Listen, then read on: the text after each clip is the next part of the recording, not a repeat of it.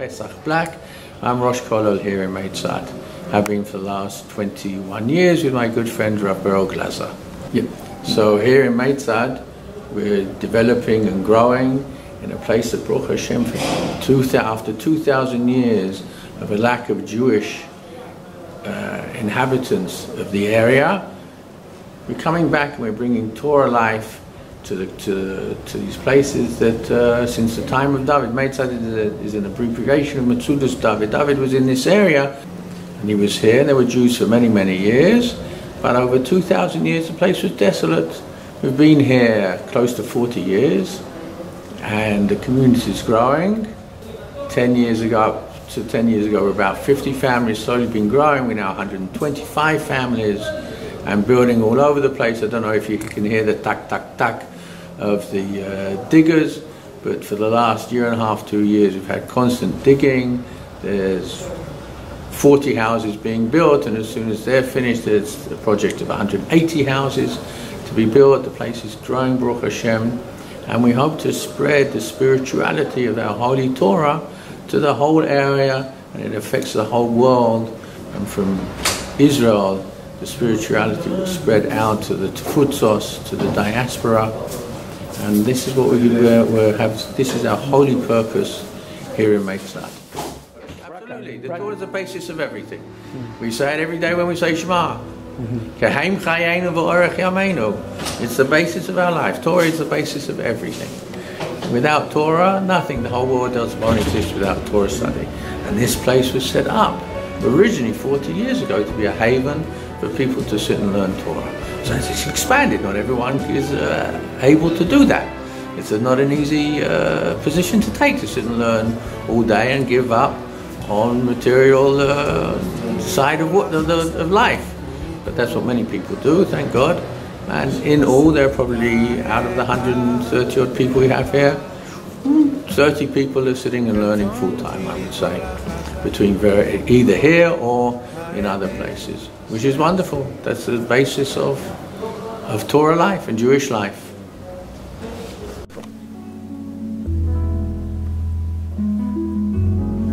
Shalom, my name is Tzvi Moshe Trigger. I was a sheriff here for 23 years. I just recently retired. Did I get out of the job or the job got out of me? A little of each. I'm happy that I'm retired. I live in a settlement in Gush Etzion. A lot of Americans live here. People from all over the world live here.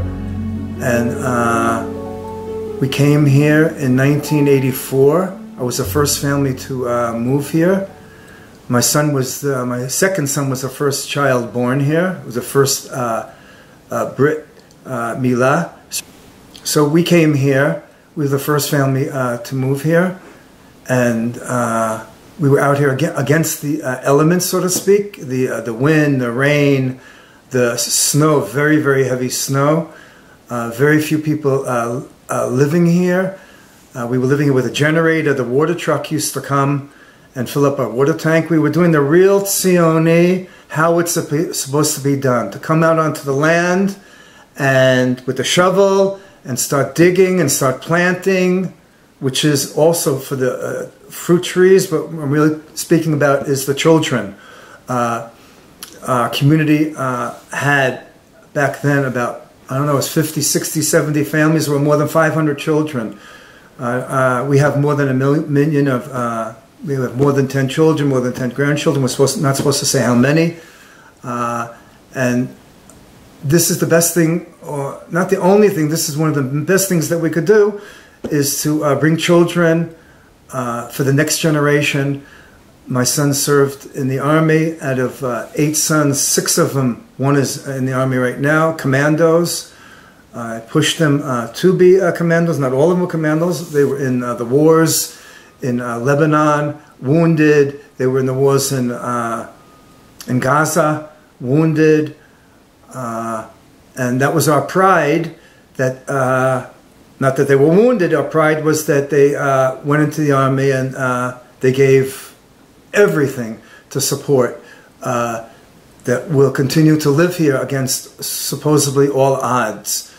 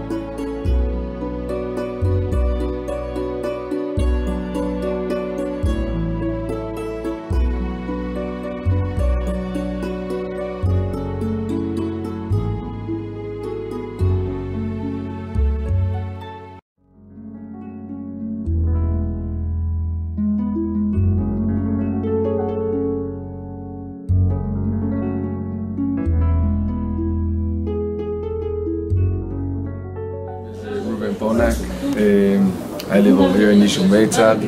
The truth is, I was born over here. It's a beautiful place in Hari Yehuda. A place is holding a called a cheder. Yishuv, a big Yishuv Etzion to live over here. It's a place. Some people say it's a name on David HaMelech. It says in the Pasuk, "V'yeshev David b'Metzad," and everybody should come and visit to see this beautiful place. If the view to the Dead Sea and the view to Jerusalem, it's a very, very nice place. And the big mitzvah to live here. It's also very nice and very fun to live over here. There's a good community over here and good people over here. Very, very nice place. Thank you.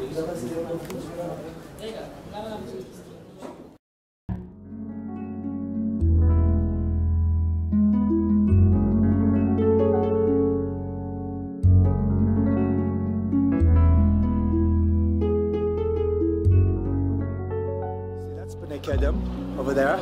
Okay, that used to be Metzad Bet, and then a Garin came over, a group of settlers came over, and they're living there. Started off in the caravans over there, and then they're building big houses over here, which is the greatest. It's say when you out there, there's grape vineyards out there. They're producing wine. You can't see it so good, but there's the baznatim in the ground. How do you call the metal poles that go into the ground? In Hebrew, it's called baznat. But when he bangs it into the ground, we hear bang, bang, pick, pick, pick, pick, pick. And you would think that would be annoying. It's not annoying. It's the music of a mitnachel.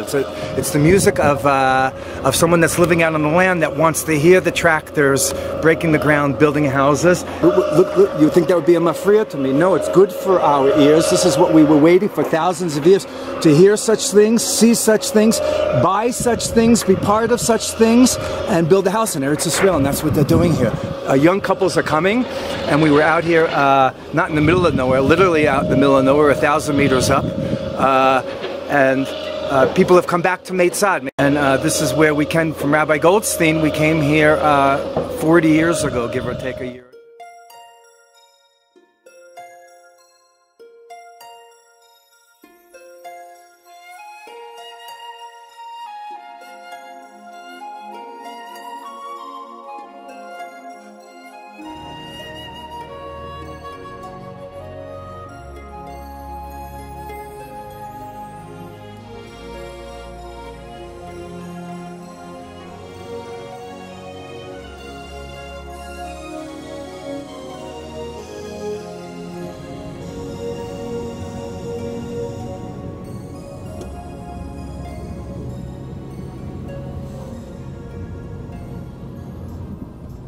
These are wood pallets.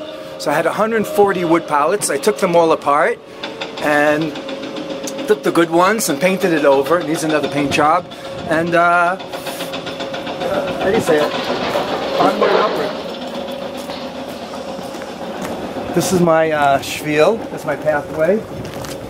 These little rocks you see here, I hand broke them up to fill in. These were off of a roof. Roof tiles?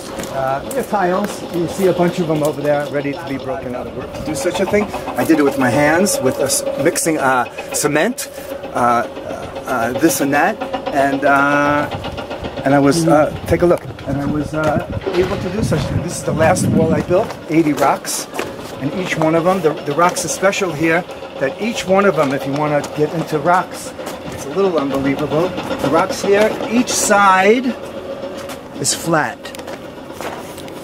Okay, so all these rocks that you see here, that I was able to build walls with them, that they were the same flatness on both sides, so it gave me the opportunity to be able to build a wall. This is a freestanding wall. So look at the view, it's unbelievable. You see the helicopters out there?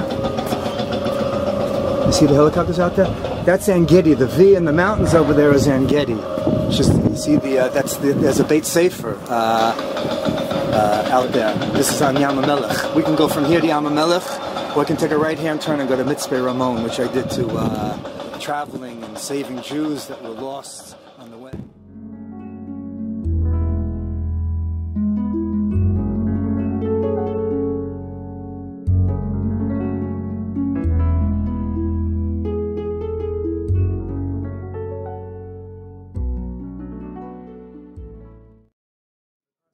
is live on the land, plant the trees, have the children, tell them over the stories of our forefathers. A lot of them didn't make it here. We saw that Moses never made it to Israel, literally, and we have the merit to be here. So if you would ask me, how do I have the merit to be here? We've been told that we had forefathers. We all had some special grandmother, grandfather in Europe.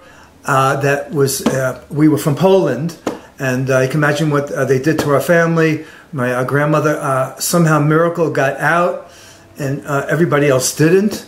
And they told me that through my grandmother's merit in Warsaw, I'm here today. On her merit that, she saved a lot of Jewish people in the times of World War II. And that's what I was told by a special person, on her merit, that we got to be here. And walk in the steps of our forefathers, marry a beautiful Israeli girl that was waiting for me here. She was in diaspora yeshiva, coming from a non-religious family. And she was teaching in the girls' school. A lot of beautiful children. She did a lot of hard work, and today she's the mikveh lady. She's the lady that checks to make sure everything is kosher, and it's a big merit of a job to do. And we're very happy she's doing it. She looks at all the children walking around like she had something to do with it in a sweet way, which is true in a nice way. I have a lot of time now. I take people out into the mountains, and I use furniture for my moving business that I give to people trying to help out the bride and groom that might have a lot of money. We use furniture is also okay, and people give me furniture, and I find nice, happy homes that will have this furniture come into. We're here again. We're here in the Holy Land, not going anywhere, planting the trees again, like I said, which is the fruit trees and any other trees that will bring fruit. And the real fruit is the children, the kinderlach. I don't use too much Yiddish. It's a special bird right there. You got him? No. Right here, he's sitting on the metal thing. Look, look. Go closer. Oh. There you go. A very, very special bird. He comes to the garden every now and again. I don't know the name of the bird, but...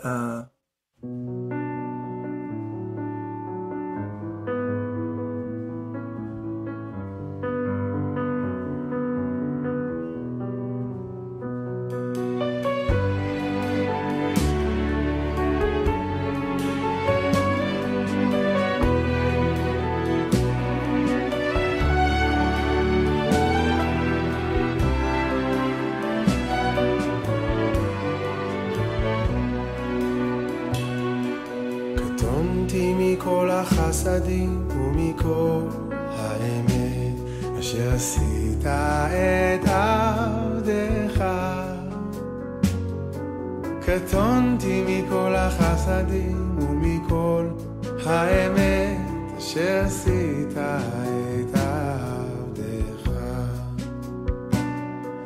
קטונתי מכל החסדים ומכל האמת אשר עשית את עבדך. קטונתי מכל החסדים ומכל האמת אשר עשית את עבדך. כי במקלי עברתי את הירדן, אתה הייתי בשני מחנות, הצילני